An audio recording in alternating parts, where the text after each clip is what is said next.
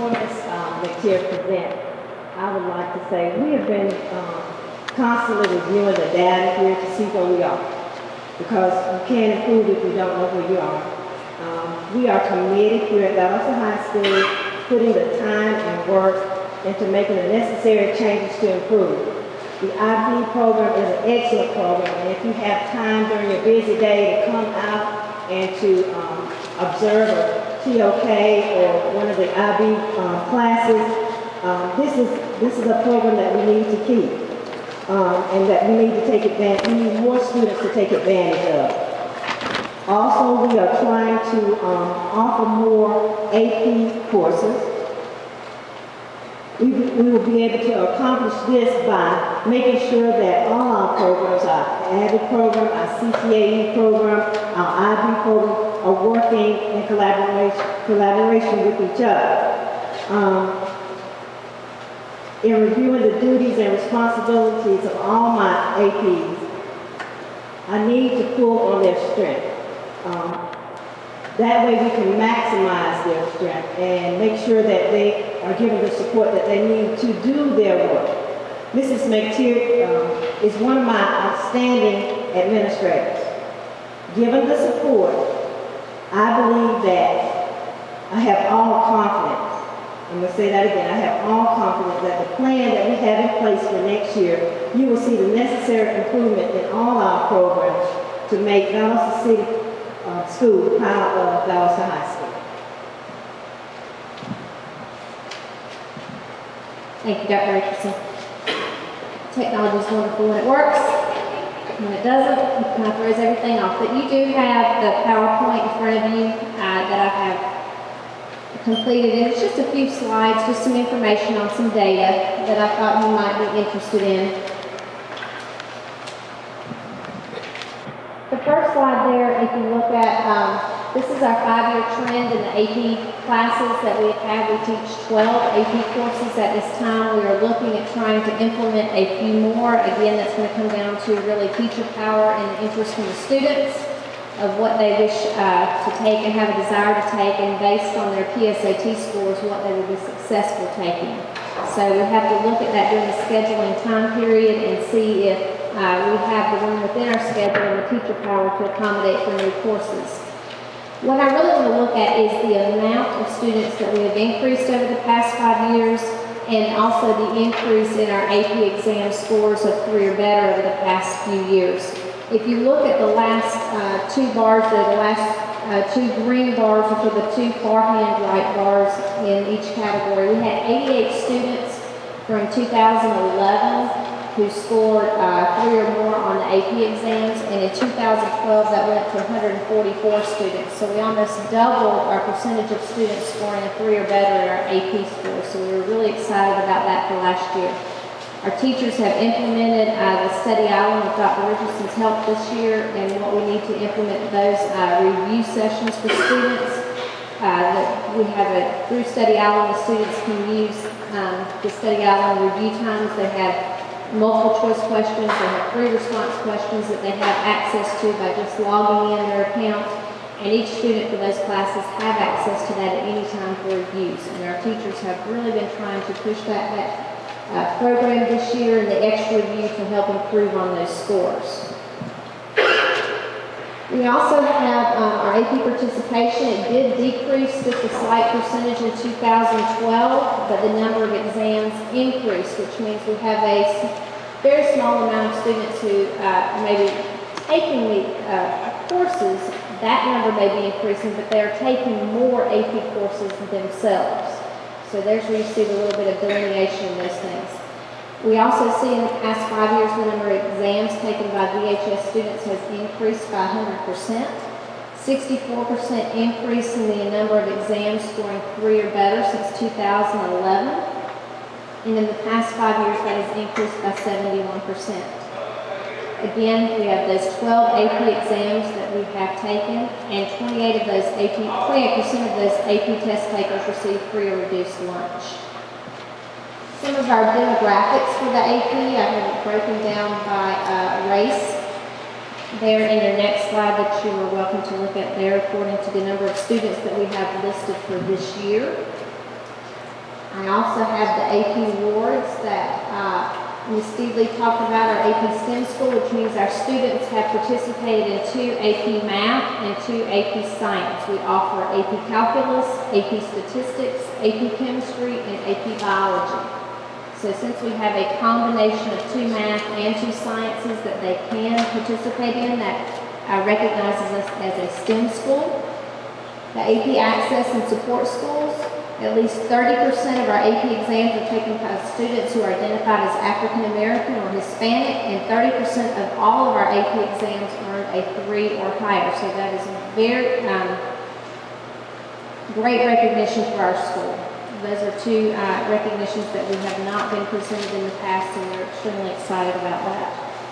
We also had 16 AP Scholars from last year, which means that they have they've scored 3 or better, a 3, 4, or 5, which is a college credit, depending on which school they go to, on at least 3 exams. So we had 16 students who met those criteria. We had 1 AP Scholar with honors, which means they made 3 or more on at least 4 exams. And we had 1 AP Scholar with distinction, which means 3 or better on 5 exams. So that's incredible recognition for our students. We also have 2 students this year who have been named finalists in the Georgia Tech Presidential Scholarship, so we're excited about them. On March 8th and 9th, they will go for the weekend for their final reviews to possibly have a presidential scholarship from Georgia Tech, so we're excited about those 2 students. Our IB demographics, we have 69 total students. Remember that IB program is only a 2-year program. It is the junior and senior year. We have 69 total students involved in that program. We have 37 seniors and 32 juniors. Those are our demographics for those particular students. We do not know the projections yet for next year for AP and IB. We have not registered yet. We will hopefully be registering after the 9-week period, and so we hope to increase those numbers. I think that we have a good 10th grade class that is very interested in the IB program. I have several conferences set up for this week and next week with parents coming in and trying to find out information on which direction they want to go in. So students are thinking about the decision, they're talking to teachers, they're talking to students, they're talking to faculty and administrators about what they really want to pursue for next year. VHS had 46% of IB students receive the IB diploma, which means on all of their scores, they have 6 tests that they take within the IB program. They can receive up to a 7 on those particular scores. 6 times 7 is 42. So if they score a 27 or better, really a 24 if they score well on their extended essay, or their theory of knowledge course that they take, but we particularly say 27 or better, but 24 or better can work if they receive those extra bonus points. Again, that's a long discussion of the programs if you've had any of, or attended any of those meetings. But if they score those amount of points, they receive the actual IB diploma. We had 46% of our students in 2010-11 receive the IB diploma, and we had 19% receive the IB diploma next year. Again, we are still in the very early stages of IB. This is only going to be our 3rd year testing. Teachers are finally working through their 3rd year of the curriculum. They're finally feeling like they're comfortable with the curriculum, really understanding what they're testing on those exams, and hopefully we'll start seeing a little bit more success in those programs. For the first round, you're just kind of guessing, trying to learn what they have and what types of questions they're going to ask and so forth on the exam. So teachers are finally starting to feel a little bit comfortable. They've been through a little bit more training and are feeling a little bit better about that. Our teacher training over the past 2 years, we've sent 7 teachers to IB training. In those particular content areas there, we've sent 4 teachers to AP training. In 2012-13, which we mean really in our summer, those are the summer institutes, we hope to send 6 IB teachers and 3 AP teachers to training. The IB curriculum requires that we send teachers to training every year. That content is changing. Every year you will have a particular content area that will change.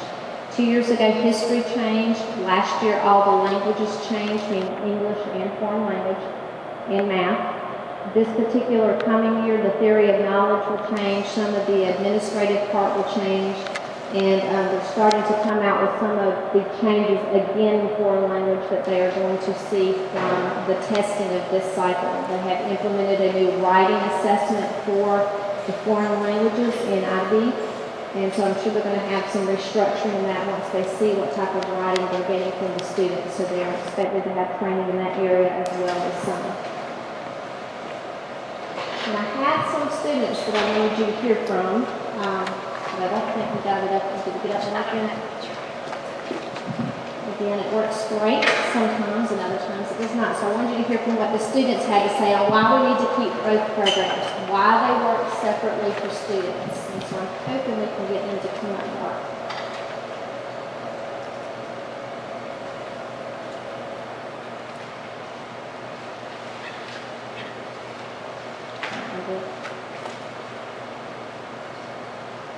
Okay, that's fine. But both of our programs, the main reason we want to keep both programs in our schools, I know that they both are expensive programs and that it requires a lot of retraining and a lot of work from the teachers and students. But they really meet the needs of two separate learners. Your AP program are for your students who enjoy more reading, more what our students like to say, just stuff me with the information. And whenever you ask them, they just like to hear that information. They like to give it right back to you. They just want to kind of bring it in, analyze it, and try to plug and chug away at what they're given on the information. These are for your students who are more avid readers, and they can handle the material going at an extremely fast pace. These classes are 1 year long. And so the teachers are working with these particular classes every other day for that entire year, which means the material is extremely fast. And so those students can kind of sit, process, they're the concrete learners. Our IB students are students who can work in every subject area at an extremely high level. And those students are our extreme writers. IB requires them to write in every single assessment that they take. AP has a combination of multiple choice and writing, so those students can kind of pick and choose answers on their test as well as write about what they know. IB students do not have the luxury of the pick and choose on multiple tests. Every assessment that they take in IB is completely filled with writing, whether it be somewhat of a short answer or an essay test. They must be able to verbalize in words exactly what they know. So you have two different types of learners in there. The material is 2 years long. They have to comprehend that material for a total of 2 years, because when they are tested at the end of their senior year, it's over material that they learned at the beginning of their junior year.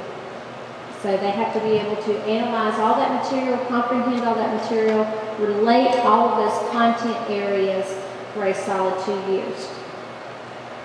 Your AP students typically pick courses that they are comfortable with, that they feel strong in. So they may not take AP courses in every single subject area. Your IB students must take that high level at every content. They cannot pick or choose. So therefore we have these programs because they meet two different styles of learning, they meet two different styles of students.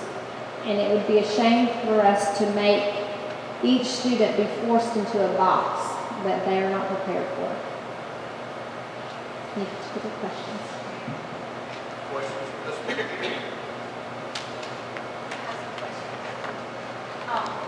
Thank you. I know how hard you work, and we appreciate it. And we are so proud of this program and the academic rigor of this class. Sorry. Question. Our IB program is unique in that we are one of the very few, if not the only, in this area. Am I correct? Our geographic area. You are correct. There are 27 diploma program schools in Georgia. They're about to release the new list, so there may be a few more added to that or a few less, depending if you have, because some schools are, depending on whether they keep the program or not. But it's right at 27 diploma program schools, and we're the only one south of Lincoln. Okay, so we're the only ones out there. So, do we allow children, say, that live in another district to attend our school and use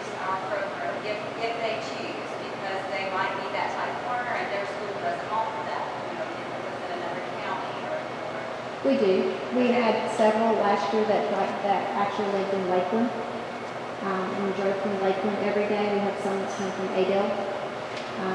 And we draw several from, the county school and our private schools as well. They come here specifically for the IB program. My next question really is just your confirmation on this. I know that now that I've started or finished my first child looking at colleges and universities, at every college and university that we attended, at those academic, or at those admission sessions, they tell us you need 6 AP or IB credits on your high school transcripts. And we obviously offer 12, so our children are certainly well able to take advantage of that. So our kids are now getting in the top Georgia Tech, University of Georgia, Georgia College and State University. And I did not know that until I started on this with our first child. So I commend you, because there are some schools that cannot offer that to their students, and so therefore their students are not getting into those schools. So the public needs to be aware of that as well. The Hope Scholarship has made it very competitive to enter colleges and universities, especially in Georgia. And so they have a ranking of students when they enter. And that's what they're looking for on their college transcripts, or on their high school transcripts when they register for college. They want to see at least 6 AP or IB courses. And not only that, but it's also becoming a requirement as the years move on in the next couple of years to receive Hope Grant. You're going to have so many AP or IB courses to receive the Hope Grant. Thank you. Any other questions?